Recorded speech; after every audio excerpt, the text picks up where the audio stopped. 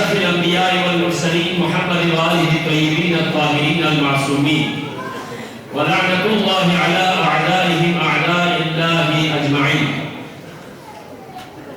أما بعد، قال رسول الله صلى الله عليه وآله وسلم: أنا مدينة العلم وعلي بابها. وقال رسول الله صلى الله عليه وآله وسلم: أنا دار الحكمة وعلي بابها. صدر محفل علماء کرام، بزرگان قوم، جوانان ملت، ماہ رجب کی آمد اور یوم ولادت باسعادت مولا الموحدین امیر المومنین امام المتقین دوبارہ نصیب ہونے پر خالق اکبر کی بارگاہ میں شکرانہ ادا کرنے کے بعد آپ تمام حضار محترم کی خدمت میں ہدیہ طبی عرض کرتا ہوں۔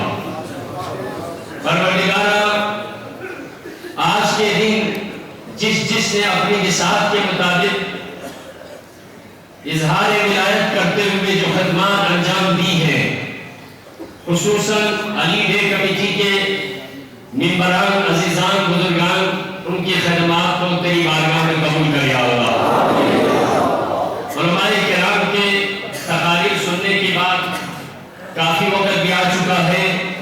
مجھے موضوع تو یہی دیا گیا ہے، ذات او دروازہ شہر علوم، لیکن اسے پیشتر کوشش میں نے یہ کی ہے احادیث و آیات کو چند اشعار کی صورت میں بطور خلاصہ آپ کے سامنے پیش کروں۔ علم کا شہر نبی ہے، شہر کا باپ علی۔ علم کا شہر نبی ہے، شہر کا باپ علی۔ نبی معلم حق، علم الکتاب علی۔ ہے وجہ خلقت افلاک صاحب لولاک، ہے وجہ خلقت افلاک صاحب لولاک، زمین و اہل زمین میں ابو تراب علی۔ ہے وجہ خلقت افلاک صاحب لولاک، زمین و اہل زمین میں ابو تراب علی۔ وجود کون و مقام نبی ہے شمس الضحیٰ۔ یہ بہت ہی میں سورہ الشمس کو خلاصہ کر کے آپ کے سامنے پیش کر رہا ہوں۔ سائنس کے طالب علم اس پر غور کر لیں، سائنسی نظریات تو ٹوٹ گئے، لیکن قرآن کا نظریہ الہی آج تک قائم ہے کہ دنیا کا محور، نظام قرآن کا محور شمس ہے۔ لہٰذا یہاں پر اس کو لانے کی کوشش کی ہے سورہ الشمس سے۔ وجود کون و مقام نبی ہے شمس الضحیٰ، نظام شمسی چلانے کا آفتاب علی۔ وجود کون و مقام نبی ہے شمس الضحیٰ، نظام شمسی چلانے کا آفتاب علی۔ نبی کے واسطے ابتر کہے جواب زہرا، نبی کے واسطے ابتر کہے جواب زہرا، بقائے شان نبوت میں لاجواب علی۔ بقائے شان نبوت میں، نعرے کا سیزن ختم ہو گیا، نعرہ پہلے آپ نعرے لگا چکے ہیں۔ اب ماشاءاللہ سے آپ کی کیونکہ وقت کے دامن میں گنجائش نہیں، میں جلدی آپ کی سامنے اپنے آرائش کو پیش کروں گا۔ نبی کے واسطے ابتر کہے جواب زہرا، بقائے شان نبوت میں لاجواب علی۔ خلیفہ وقت کا جانتا تھا منصب حق کو۔ یہ خطبہ شخصیتیہ کا ایک جملہ ہے، شاید آپ خطبہ شخصیتیہ کا آپ مطالعہ کر چکے نہیں کر چکے۔ علی ہونے پر ہم فخر تو کرتے ہیں، لیکن علی کی تعلیمات کا مجموعے کی طرف ہماری نگاہ نہیں ہے۔ یہ خطبہ شخصیتیہ میں ایک مولا کا ایک فرمان ہے، اس کی طرف اشارہ ہے۔ خلیفہ وقت کا جانتا تھا حق کے منصب کو، مگر یہ کہہ نہ سکا خطب آسیہ علی۔ وہاں پر یہ مولا نے فرمایا تھا انہو لیعلم منی، وہ جو خلافت کے منصب کے حوالے سے مولا نے ارشاد فرمایا تھا کہ خلیفہ یہ جانتا ہے کہ میرا مقام نظام خلافت میں محل القطب میرا رہا کہا تھا۔ خلیفہ وقت کا جانتا تھا منصب حق کو، مگر یہ کہہ نہ سکا خطب آسیہ علی۔ جواب سبھی کو سناؤ پیام ذکر علی، جواب سبھی کو سناؤ پیام ذکر علی۔ بنائے تیرا عمل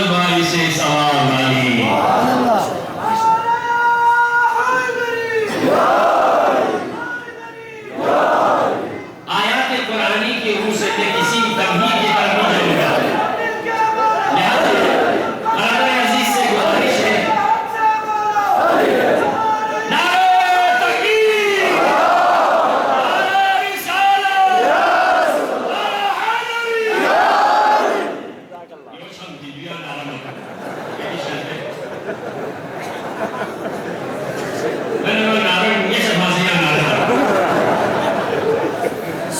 انبیاء حضور قرآن آپ غور سے تھوڑی دیر کے لیے میں نے بہت کوشش کی ہے. انشاءاللہ ہر جملے کا خریدار میری محفل میں موجود ہے. اگر میں کم علم ہوں لیکن اگر میں ادا نہ کر سکا تو آپ لے سکیں گے انشاءاللہ. موضوع یہ ہے کہ علی علیہ السلام ذات او دروازہ یہ شہر علوم. آپ نے دیکھا کہ پیغمبر اکرم صلی اللہ علیہ وسلم کی دو حدیث, ایک علم ہے ایک حکمت. حکمت کا موجودہ دور میں اگر آپ کہیں تو سائنس ہے, علم علم ہے. پیغمبر نے دو حدیثیں ارشاد فرمائی مولانا علیہ السلام کی شان میں, انا مدینۃ العلم وعلی بابھا, میں علوم کا شہر ہوں, علی اس کا دروازہ ہے. یعنی دوسرے الفاظ میں علوم نبوت اور رسالت کا گیٹ وے ولایت ہے. جب تک ولایت کے در پہ چوکھٹ پہ نہ جھکے گا وہ رسالت کے مقام میں علوم و مقام اسرار الہی تک نہیں پہنچ سکتا. اس میں بہت کچھ ہے. انا دار الحکمت وعلی بابھا, میں حکمت کا در ہوں, اس کا دروازہ علی ہے. دو چیزیں اس حدیث کی روشنی میں آگے میں آپ کو لے کے جاؤں گا. صرف حوالہ آپ کے سامنے پیش کروں گا. جوانوں سے مخاطب ہوں, خصوصی طور پر بزرگان نعرے آپ لگا چکے, قصیدے آپ سن چکے, انشاءاللہ بارگاہ امامت میں قبول ہو. سب سے پہلا روئے زمین پہ آنے والا انسان حضرت آدم ہے. آدم کو مقام کس وجہ سے ملا؟ کیا انسان ہونے کے ناطے ملا؟ نہیں, بلکہ جب فرشتوں کے ساتھ کمپٹیشن ہوا, فرشتوں کے ساتھ, تو اس وقت خداوند عالم نے آدم کے مقام کو, مقام انسانیت کو دکھانا تھا, خلیفۃ اللہ کے عہدے کے لیے چننا تھا. تو حضرت آدم کے بارے میں سورہ البقرہ میں خداوند عالم نے ارشاد فرمایا وعلم آدم الاسماء, آدم کو فرشتوں پر فوقیت حاصل ہو گئی علم کی وجہ سے. لیکن آدم کا علم کتنا تھا؟ آج میرا موضوع یہی ہے, علم تو سب کو مل گیا لیکن کس کو کتنا ملا ہمیں یہ دیکھنا. آدم کو جو خدا نے علم دیا تھا, آدم کو وہی علم دیا تھا جسے علم الاسماء کہتے ہیں. فرشتوں کے بعد علم اسماء نہیں تھا, اس لیے معترف ہو گئے فرشتے. یہی کہا چپ رہو فرشتے. انہوں نے کہا تھا پھر وہی کسی کو خلیفہ بناؤ گے, اتجعل فیہا من یفسد فیہا ویسفک الدماء. فرشتوں نے آدم کی خلقت پر خلیفۃ اللہ کا جب نام سنا تو اس وقت فرشتے آگے آ کر اعتراض کرنے لگے, یعنی انسانوں کو پھر آپ قتل و غارت کے لیے بناؤ گے؟ نحن نسبح ونقدس لک, تسبیح و تقدیس کے لیے, عبادت کے لیے ہم. لیکن فرشتوں میں عبادت تو تھی لیکن علم و حکمت کا اتنا مقام نہیں رکھتے تھے. اس لیے اللہ نے آدم کو علم الاسماء دیا. ثم عرضهم علی الملائکہ, فرشتوں کے پاس پیش کیا, جواب دو تم بھی. اگر تم جواب دو, آج یہاں پر جو ایگزامینیشن ہال میں بیٹھنے کے لیے آج ٹیسٹ ہوگا, جو بھی میرے سوالات کا جواب دے گا وہی خلیفۃ اللہ ہوتے ہیں. لیکن فرشتوں نے یہی کہا قالوا لا علم لنا الا ما علمتنا, ہم وہی جانتے ہیں جو تم نے ہمیں سکھایا ہے, اس سے بڑھ کر ہم نہیں جانتے. آدم کو جو سکھایا تھا علم الاسماء سکھایا. علم الاسماء کی وجہ سے وہ مسجود ملک قرار پائے. آپ یہ غور سے دیکھیں قرآن کے روح سے, صرف علم الاسماء ہے, اس کی تفصیل میں نہیں جاؤں گا, جس کی وجہ سے وہ اشرف مخلوقات کا تاج بھی سر پہ رکھا, فرشتوں کا مسجود شب قرار پایا.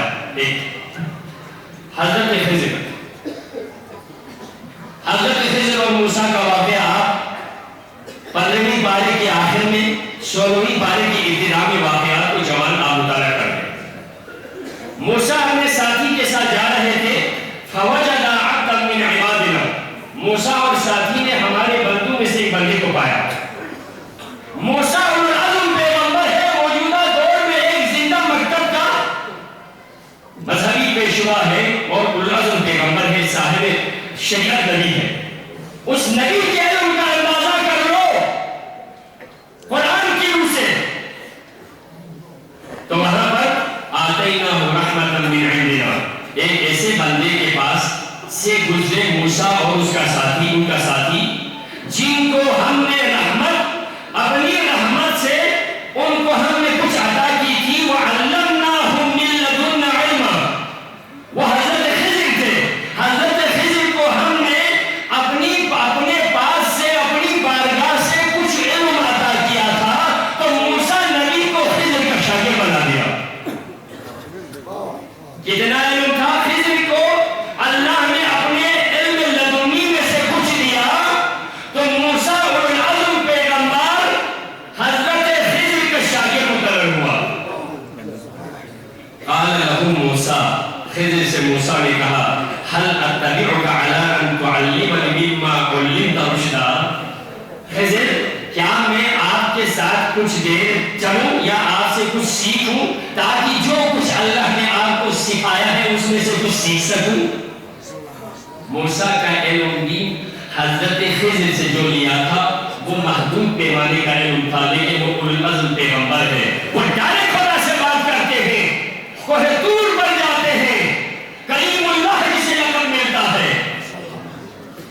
حضرت یوسف جو آپ سب نے دیکھا ہے، حضرت یوسف یعقوب علیہ السلام کے 12 بیٹوں میں سے ایک کو کیوں چنا؟ کیوں چنا؟ یوسف کے پاس کیا تھا؟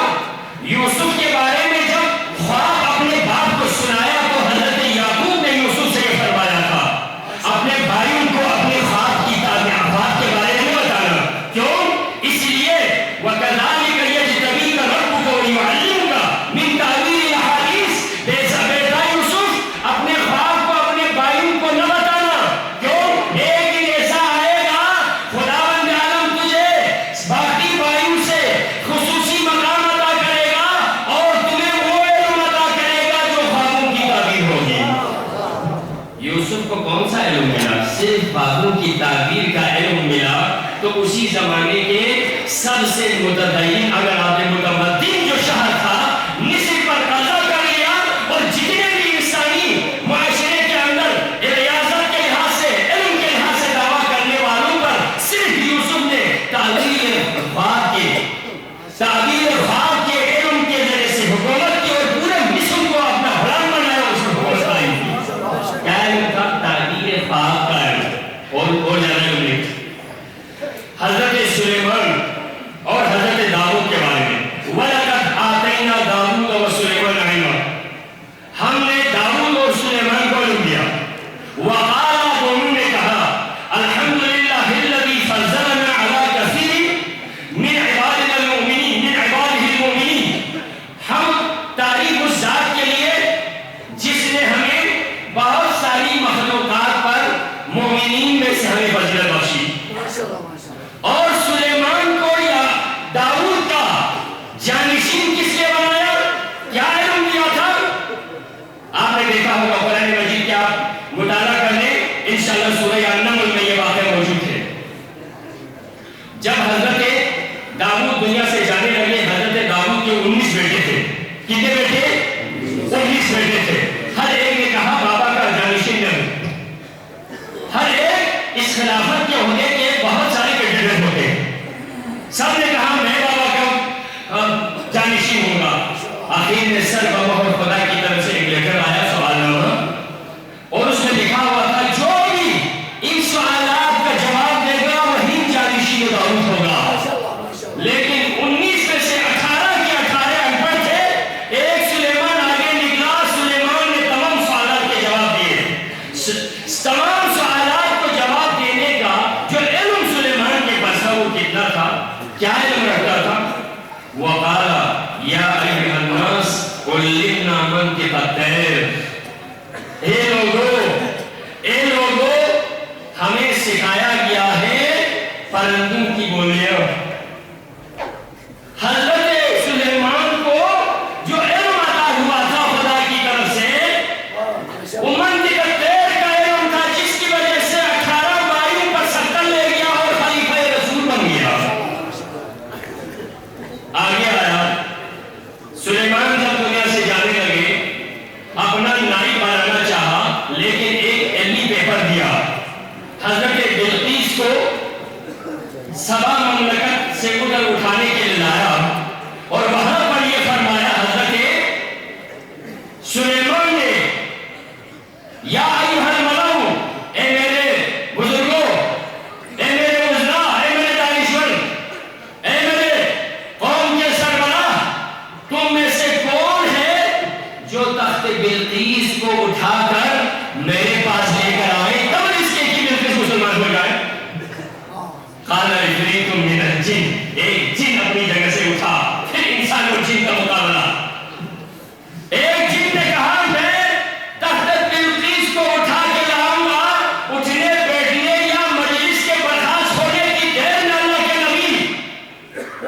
اس وقت قال، ایک شخص اٹھا، من عنده علم من الکتاب، جس کے پاس کتاب میں سے کچھ علم تھا وہ اپنی جگہ سے اٹھا، جسے عاصم بن برقیہ کہتے ہیں۔ اے اللہ کے نبی، تخت بلقیس کو انا آتی کا بِهِ قَبْلَ أَن يَرْتَدَّ إِلَيْكَ طَرْفُكَ۔ سائنس والوں، سائنسی مضامین پڑھنے والوں، علی کے مکتب سے دور ہو کر مغربی کلچر کی طرف نگاہ رکھنے والے جوانوں،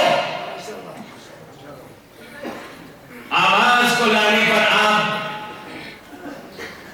آنکھیں بند کر کے مغرب کی اور سائنس کی آپ تعریفیں کرتے ہیں، تصویریں فیکس کے ذریعے سے لانے والوں، لیکن یہاں مٹیریل کو لانے کی بات ہو رہی ہے، تخت بلقیس کو لانے کی بات ہو رہی ہے۔ قال من عنده علم من الکتاب، جس کے پاس علم کتاب میں سے کچھ تھا کوئی نہیں تھا، کچھ تھا کوئی نہیں تھا۔ اس کے بارے میں پیغمبر اکرم صلی اللہ علیہ وسلم کی روایت مشہور ہے۔ ابو سعید خدری نے سوال کیا، اللہ کے نبی، من عنده علم من الکتاب سے مراد کون ہے؟ تو اللہ کے نبی نے ارشاد فرمایا، یہ میرے بھائی سلیمان کا خلیفہ جانشین عاصم بن برقیہ ہے، جس کے پاس علم کتاب میں سے کچھ تھا تو سینکڑوں میل کلومیٹر فاصلے کے تخت بلقیس کو آنکھ جھپکنے کی دیر میں علم میں اتنا پاور ہے کہ لا کر حضرت سلیمان کے قدموں میں رکھ دیا۔ حضرت عیسیٰ کے بارے میں اولو العزم پیغمبر، دنیا کی سب سے بڑی آبادی زندہ ادیان میں سے جو حضرت عیسیٰ کو ماننے والے، حضرت عیسیٰ کو کیا سکھایا گیا تھا؟ اتنا مقام ملا پوری دنیا میں حکومت کی، پوری دنیا میں آج بہت کثیر تعداد میں حضرت عیسیٰ کو اللہ کے نبی ماننے والے اور مذہب مکتب و دین عیسائیت پر عمل کرنے والے ہیں۔